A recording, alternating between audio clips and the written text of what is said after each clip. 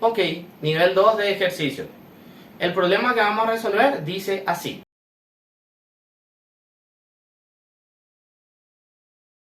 Bueno, vamos a resolver este problema. Ok, el problema me cuenta diferentes cosas y como ya vimos en el nivel 1, todas las cosas que cuenta el problema nosotros tenemos que representar en una ecuación. Lo primero que me dice es, el cociente por exceso es 20, no hay problema. El resto por defecto es 26. Y si sumo dividendo, divisor, cociente y resto por defecto, esa suma me da 1011.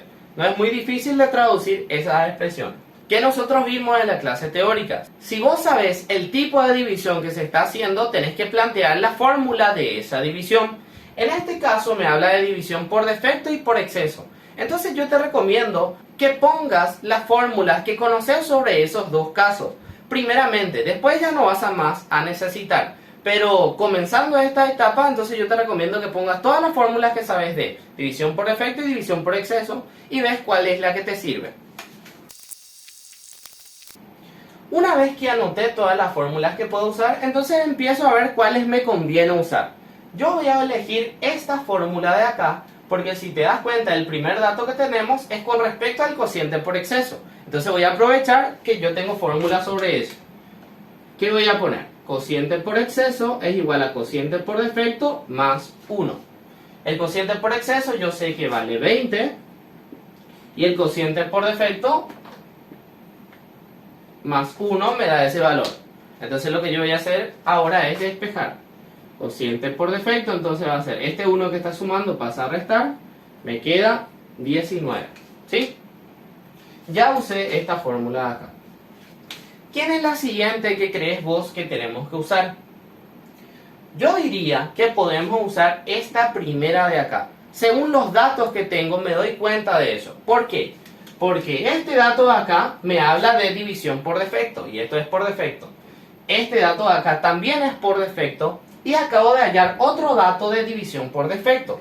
Entonces lo que yo creo que nos conviene plantear es esta fórmula de acá. Porque en esa fórmula tengo más datos. Entonces dividendo es igual a divisor por cociente más resto. El dividendo no conozco, el divisor tampoco conozco, pero el cociente vale 19 y el resto vale 26. ¿Qué nosotros aprendimos del video pasado?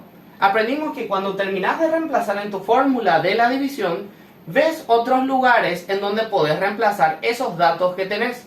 ¿Dónde podemos reemplazar estos datos que tengo? Puedo reemplazar en esta ecuación de acá. Entonces, ¿qué voy a decir? Dividendo más divisor más cociente más resto es 1011, ¿sí? El dividendo no conozco, dejo igual. El divisor no conozco, dejo igual. El cociente sí conozco, vale 19. Y el resto también conozco, vale 26.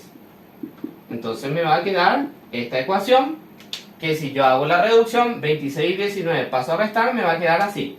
Y una vez que hicimos eso, nos quedó esta ecuación. ¿Será que podemos hallar el valor ya de alguna incógnita? Y la verdad que sí, porque acá tenemos una ecuación con dividendo y divisor y acá tenemos una ecuación con dividendo y divisor. Si vos tenés la misma cantidad de ecuaciones que la misma cantidad de incógnitas, entonces puedes resolver.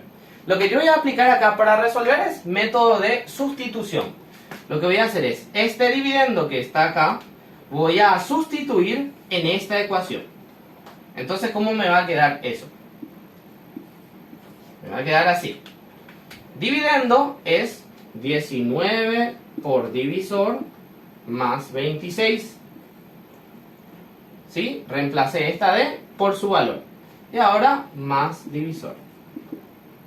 Igual a 9,66.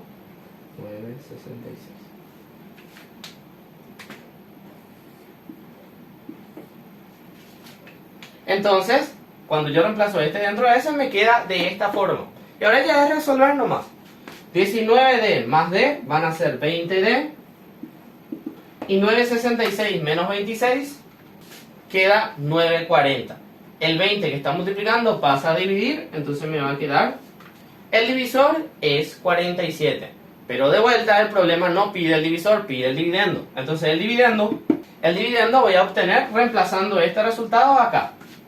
Dividendo entonces va a ser 47 por 19 más 26. Que esto me va a dar un valor de... Y me da un valor de 919.